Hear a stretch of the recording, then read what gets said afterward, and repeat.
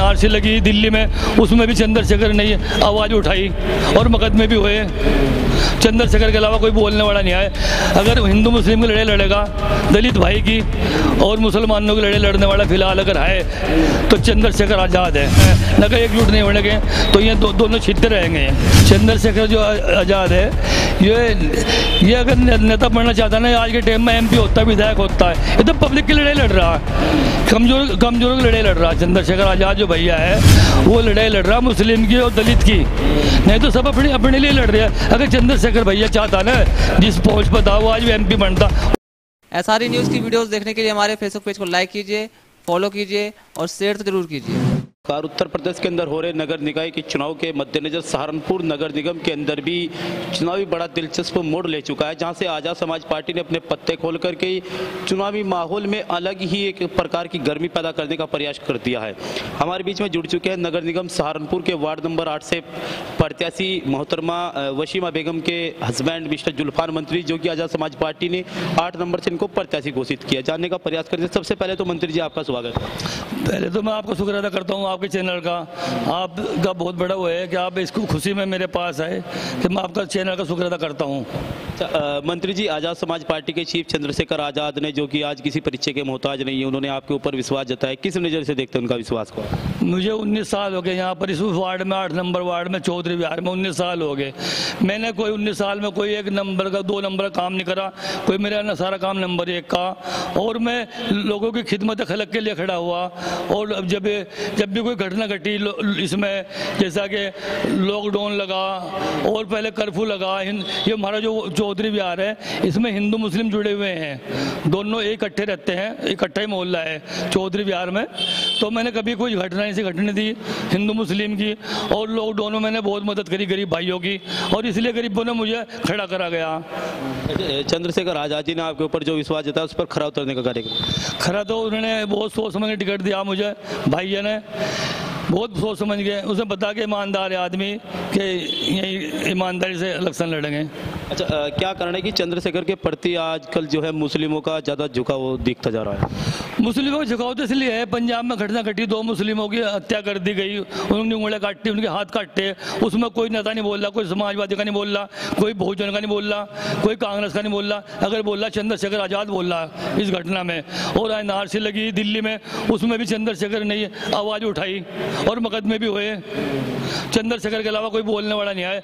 अगर हिंदू मुस्लिम की लड़ाई लड़ेगा, दलित भाई की और मुसलमानों की लड़ाई लड़ने वाला फिलहाल अगर है तो चंद्रशेखर आज़ाद है। यानी कि दलित और मुस्लिम को दोनों को एकजुट होना पड़ेगा। एकजुट होना पड़ेगा ना, इनकी मजबूरी है, न कहीं एकजुट नहीं होने के तो ये दोनों छिदते रहेंगे, कमजोर है दोनों। मंत्री, जैसे कि वर्तमान में माहौल चल रहा है कि हिंदू वर्सेज मुस्लिम, इस पर क्या कहना चाहेंगे आप? हिंदू मुस्लिम तो इन्होंने इसलिए कर दिया, कोई इन्होंने विकास तो करानी, ये हिंदू मुस्लिम को उस पर वोट मांग सके। विकास तो इन्होंने कोई करानी, विकास के ऊपर वोट मांगा जा, विकास इन्होंने कोई करानी बीजेपी ने।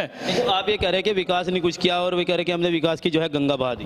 विकास की गंगा तो यह जो सरकारी नौकरी थी वो वैकेंसी कर दी। वैकेंसी पर तनख्वाह 1000 रुपए है, और तनख्वाह की अगर नौकरी करेगा इंसान उसकी तनख्वाह 60,000 रुपए है, तो एजेंसी कर दी ना। बताओ कौन सी वैकेंसी निकली?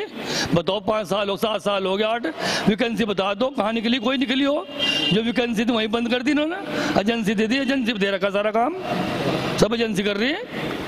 तो चंद्रशेखर आजाद जी को आज आप अपना नेता मान चुके हैं, और इसी बात से जो है आप चुनाव लड़ना चाह रहे हैं। चंद्रशेखर जो आज़ाद है, ये अगर नेता बनना चाहता है ना, आज के टाइम में एमपी होता है, विधायक होता है। ये तो पब्लिक की लड़ाई लड़ रहा है, कमजोरों की लड़ाई लड़ रहा है। चंद्रशेखर आज़ाद जो भैया है वो लड़ाई लड़ रहा है मुस्लिम की और दलित की, नहीं तो सब अपने लिए लड़ रहे हैं। अगर चंद्रशेखर भैया चाहता ना, जिस पहुंच पर था, वो आज भी एमपी बनता। उसे जरूरत नहीं एमपी की, उसे तो सबको नेता बनाने हैं। हिंदू मतलब दलित भाई और मुसलमान भाई नेता बनाने हैं, तुम खुद नेता बनो, सक्षम बनो। अच्छा, आपके वार्ड नंबर 8 में क्या क्या मुख्य समस्याएं हैं? मुख्य समस्या यह है, हमारा जो 8 नंबर वार्ड है, हमारे जो 70 वार्ड है सहारनपुर में, 70 वार्डों में 8 नंबर वार्ड सबसे पिछड़ा हुआ वार्ड है। इसमें जो 8 गांव जोड़े गए, 8 गांव रसूलपुर, रमजानपुरा, देवली, नाजरपुरा, हकीमपुरा, ज्ञाननगर, तो ये जो वार्ड गिरे इनमें एक कॉलोनी आ रही है विश्वास नगर। सबसे सहारनपुर में सबसे पिछड़ा वार्ड में कॉलोनी जो विश्वास नगर है, उसका हाल गाँव से भी बदतर है। उसमें हाल जाकर देखो, आप मेरे साथ चलो, उसमें जो मलबा गिरा गया है ना, वो नगर निगम का जो मलबा होना, कूड़े से भराव करा जा रहा है। फिलहाल जाकर देख लो, कूड़े से भराव करा जा रहा, मिट्टी से भी नहीं। विकास भी नहीं हो रहा, बेचारे लोग अपने पैसे से डलवा रहे हैं, वो भी कूड़ा इकट्ठे कर करके कूड़े से भरा हो रहा है विश्वास नगर में। हाँ, और इसमें ऐसे मोहल्ले हमारे में नाम नहीं लेना चाहता, उनका नाम भी इन्होंने कुछ और धर रखा विश्वास नगर का।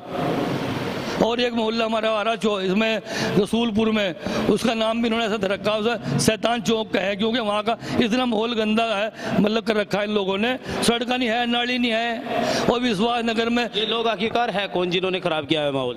ये 5 साल यहाँ एक हमारा एक बब्बू रहा पार्षद, उसके साथ सारे ऐसे ही आदमी थे जो लगे हुए थे इलेक्शन में, जो उसकी सपोर्ट करी।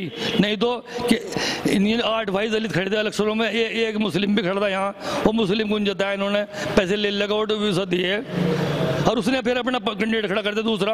देखो, जब पैसे लेकर के वोट दोगे तो फिर तो अपना ही करेगा ना। अब भी सुना जा रहा है, मैंने 30 लाख रुपए टिकट आना बहुजन का, जो यहाँ टिकट आया बहुजन का, हत्ती का जो मिला निशान, वो 30 लाख रुपए देकर मिला। नहीं तो एक लड़का हो रहा परवेज मास्टर, उसने 25 कह दिया था, दूसरे ने 30 कह दिया, तो 30 लाख मुझे दे दिया। और बीएसपी तो कहते हैं कि हम पार्टी में जो है टिकट के पैसे लेते। नहीं, इसमें 4 कैंडिडेट का नाम मैं ले सकता हूँ, मुझे कोई डर नहीं है, जिन्होंने पैसे दे रखे थे एडवांस दे रखे थे, उनके पैसे अब तक भी वापस नहीं आए, सब ने दे रखे थे। कौन प्रत्याशी है? एक तो परवेज ने दे रखे थे पैसे पहले ही, जो हमारा विधायक था यहाँ का सहारनपुर का, क्या नाम था उसका, जो पहले इलेक्शन लड़ा था, अजब सिंह, उस पर पैसे गए थे। एक जो लड़का है जिसका कैलाश विहार का, जो बहुजन में बहुत पुराना है, 2 लाख उसने एडवांस दे रखे थे। उसने दिए थे पप्पू को 2 लाख एडवांस जी। पप्पू कैंडिडेट भी, पप्पू का बहुत नजदीक की है वो, पप्पू गाड़ी का ड्राइवर भी वही है। उस पर कम पैसे थे, वो गरीब आदमी था, उसे टिकट नहीं मिला। नहीं तो बहुजन का वही है। तीसरा एक परवेज मास्टर, उसके भी वो बताओ 7 लाख, कोई कह रहा 5 लाख, बहुजन में उसके पैसे गए हैं, अब तक वापस परवेज के भी नहीं आए। और जो ये कैंडिडेट फिलहाल जो टिकट मिला हाथी का, जिसको मिला हाथी का, ये सबसे पैसे वाले ज़्यादा थे, इन्होंने 30 लाख दे दिया, इनका टिकट कर दिया। नहीं तो अगर बहुजन अगर टिकट देती ना, जो बहुजन में लड़का है वो कैलाश विहार का बिजोबरे का, क्या नाम है उसका, बिजोबरे का जो लड़का है कैलाश विहार का, बहुजन का ही है वो, 20 साल से बहुजन में, उसका बाप बहुजन में, उसका पूरा खानदान बहुजन में, उसे टिकट नहीं मिला, किस लिए, उस पर कम पैसा था। अच्छा, क्या मंत्री जी पैसे के आधार से वोट मिल सकती है? भैया यहाँ हमें तो बिना पैसे के वोट मिलेगा, क्योंकि हम आज भीम आर्मी से लड़ रहे हैं, आजाद समाज पार्टी से, हमें तो बिना पैसे के वोट मिलेगा। जो और खड़े हैं ये, जिन्होंने 30 लाख का टिकट लिया, ये 30 लाख रुपए कहाँ से पूरे करेंगे? ये 30 लाख और बांटेंगे, पैसे वाले लोग हैं, मंत्री जुल्फान इतना पैसे। विकास कार्य की क्या उम्मीद करेंगे आप? विकास इंशाल्लाह अगर मैं जीतता हूँ, मैंने पहले भी मेरे मोहल्ले में 3 सड़कें बनी, मेरे भी 3 महीने पहले 2 तो बने मैंने फजलुर रहमान MP कोटे से, 2 सड़कें, एक बने मैंने विधायक संजय रखी निधि से, और इससे पहले कम से कम मैंने 3 करोड़ का काम करा रखा नगर निगम से। जब ये पार्षद नहीं था पप्पू, अनिल पप्पू, जब पार्षद नहीं था, मैंने 3 करोड़ का काम करा रखा नगर निगम से। जब से जो बना, इसी संतुति मांगे थे, संतुति दे नहीं था, इसने कॉलोनी, इन्होंने जो सड़क बनाई ना, वो वहाँ बनाई जहाँ नई कॉलोनी कटी,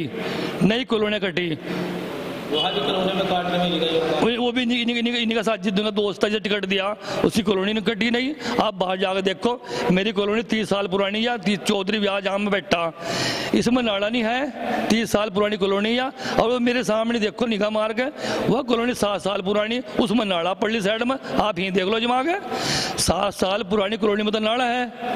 और जो कॉलोनी 30 साल पुरानी है उसमें नाड़ा नहीं है। मेरी कॉलोनी 99% भरी हुई, वह कॉलोनी 20% भरी हुई।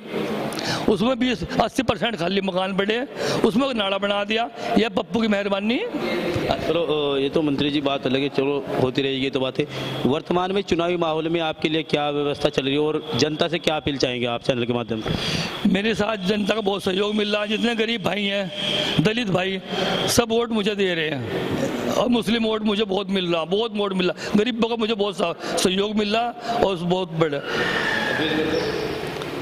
अपील क्या रहेगी जनता से आगे? जनता से अपील यह है कि मैं 24 घंटे जनता की सेवा करूंगा और मुझे घर से अगर कोई 2 रुपये लगाने पड़ गए घर से, मैं किसान आदमी गांव से मजबूत हूं, अल्लाह का शुक्र है। मैं 2 रुपये जनता को कोई मजबूरी में मैं घर से दे सकूं, लेकिन मुझे लेने का अधिकार नहीं रखना कोई 2 रुपये लूँ।